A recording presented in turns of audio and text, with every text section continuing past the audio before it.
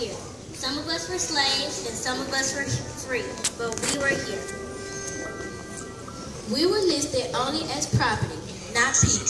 Yet, we have a great history in this country. Ours is the heroic history of survival.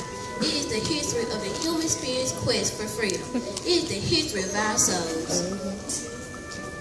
We began in Africa, though most of us don't know where our ancestors were, when they were kidnapped and brought across the ocean as slaves. One man who worked as a slave ship captain knew the site well. His name was John Newton, and the song is Amazing Grace. He wrote it one stormy night when it seemed the ocean would swallow him and all of his crew with hundreds of slaves. We still sing it in many churches to this very day.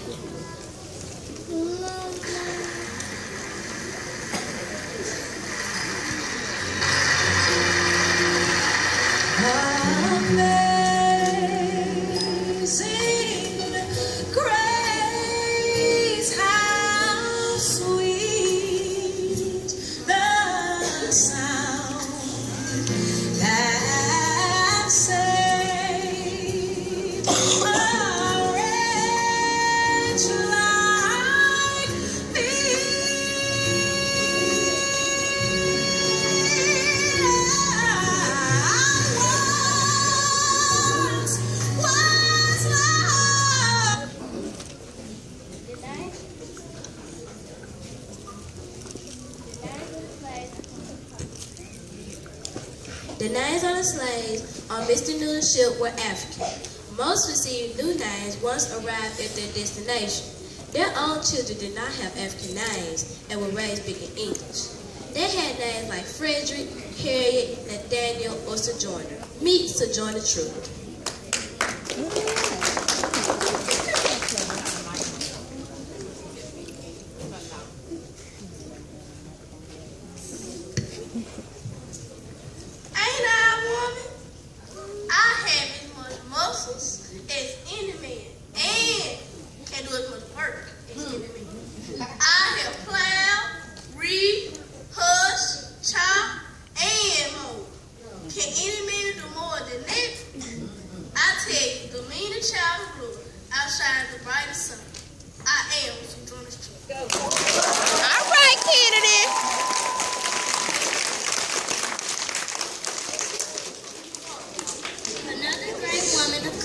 Did not make many speeches, but she did make many journeys. She herself had ran away to where freedom was, but returned time and again to the slave world to rescue other slaves. She took them from one hiding place to another, using what we call the Underground Railroad. Some called Harriet Tubman Moses. Like Moses of old, she led slaves to a promised land. Meet Harriet Tubman.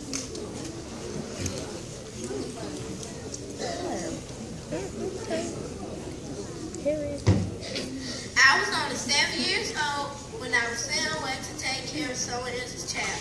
My parents had been taken away to work in slave fields, so I had nowhere else to go. But years later, I did have someplace to go, free land, and I took others with me. You see, there are one or two things that I had the right to, liberty or death. If I could not have one, I would have both. For no man to take me alive, I am Harriet Tubman.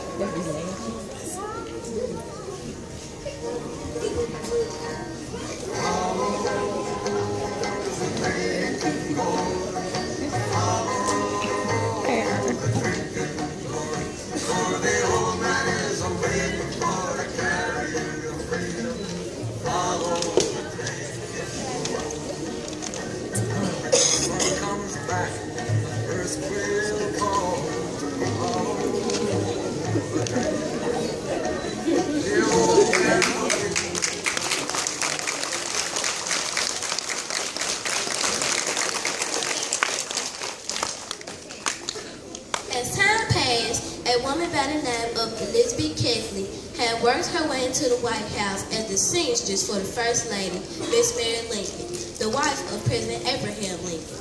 While working there, Elizabeth became friends with Miss Lincoln and influenced her to talk to her husband about freedom for blacks in all states in America. Meet Elizabeth Kegley.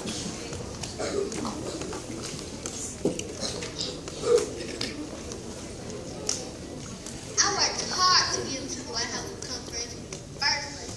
Even though I had about my freedom, I wanted to see my people free as well. I was proud to see my influence on this religion help make an impact on society. I am Elizabeth Kegley.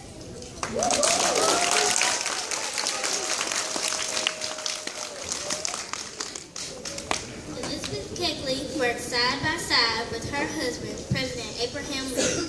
Abraham Lincoln is regarded as one of America's greatest heroes due to his incredible impact on the nation. His is a remarkable story of the rise from humble beginnings to achieve the highest office in the land. Meet President Abraham Lincoln.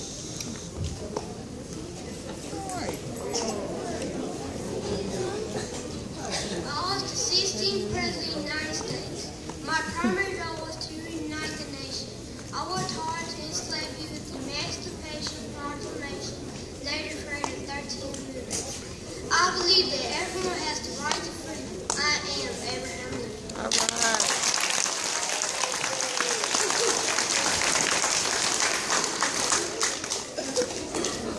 Freedom came, but not easily.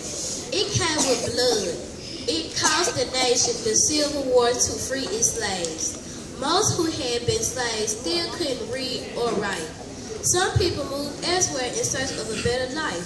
Some found it, and some found only sorrow and trouble.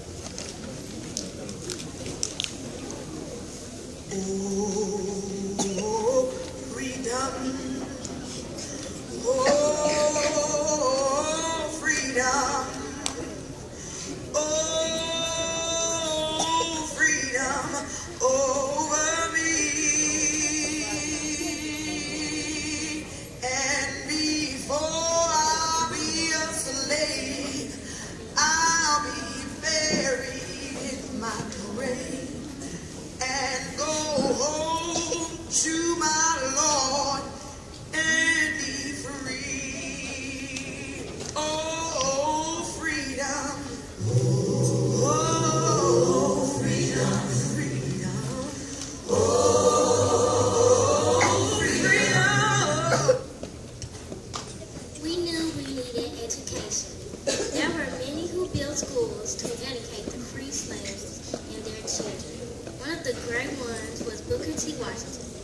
He founded the Tuskegee Institute. He laid a foundation others will build on. Meet Booker T. Washington.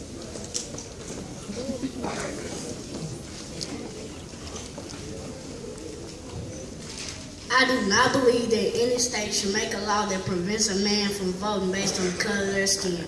I put myself through school and became a teacher so that I can help educate others. I founded the Tuskegee Institute, which focuses on training African Americans to be successful and have the same opportunities as others. I am Booker T. Washington. All right.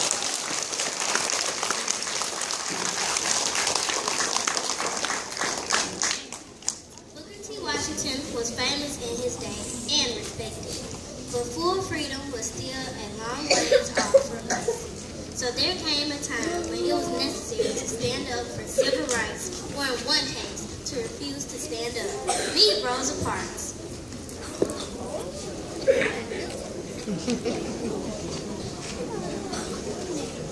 I was arrested for refusing to get up and give my seat on the city bus to a white man. December 5th, 1955 is one of the memorable and inspiring days of my life. History records this day of being a modern civil rights movement that transformed America and influenced freedom revolution around the world. I am Rosa Parks.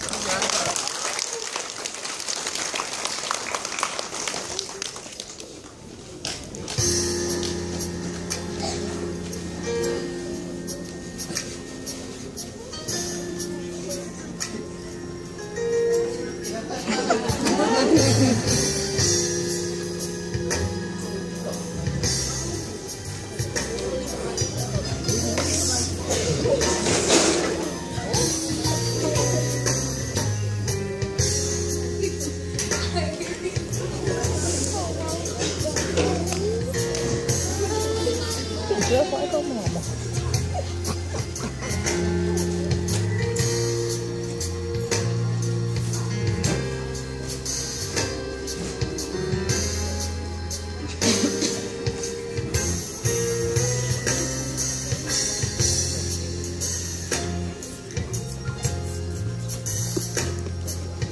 All right, Rosa.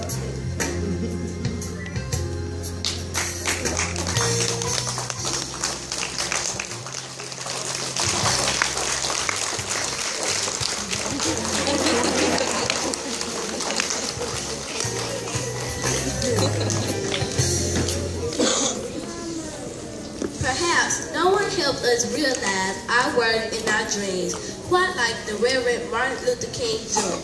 Dr. King was an American Baptist minister, activist, humanitarian, and leader in the African American Civil Rights Movement.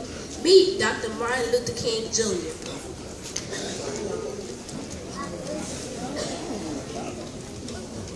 I'm in Birmingham because injustice is here. I'm prepared to carry the gospel of freedom beyond my own hometown. Injustice anywhere is there to injustice everywhere. I have a dream that someday people not be judged by the color of their skin, by the content of their character. I have a dream today. All right.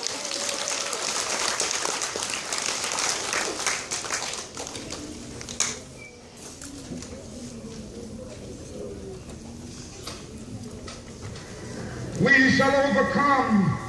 Deep in my heart, I do believe we shall overcome. Though I join hands so often with students and others behind jail bars singing, we shall overcome. Sometimes we've had tears in our eyes when we joined together to sing it, but we still decided to sing it. We shall overcome. No, before this victory is won, some will have to get thrown in jail some more, but we shall overcome.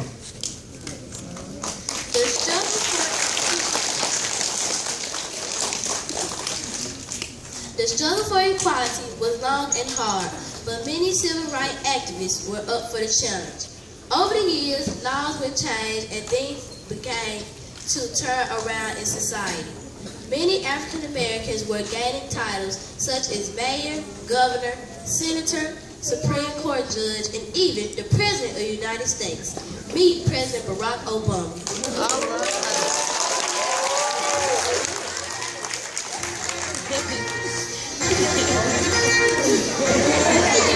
All right.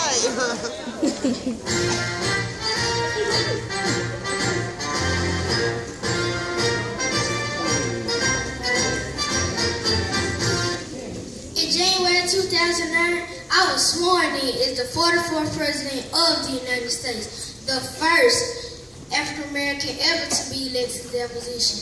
I was re-elected a second term in January 2012. I have led the nation through many challenges and plan to continue my legacy in the future.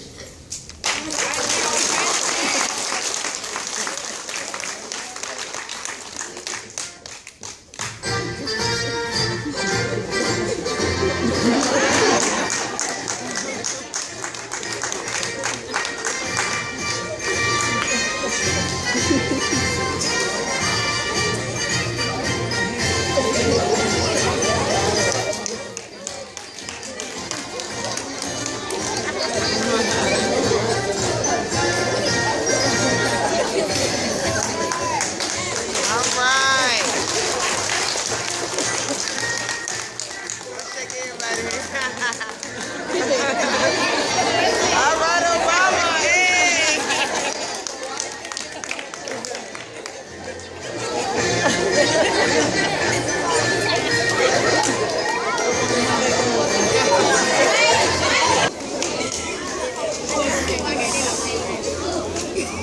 These are only a few names from our history and a few words. There are so many others.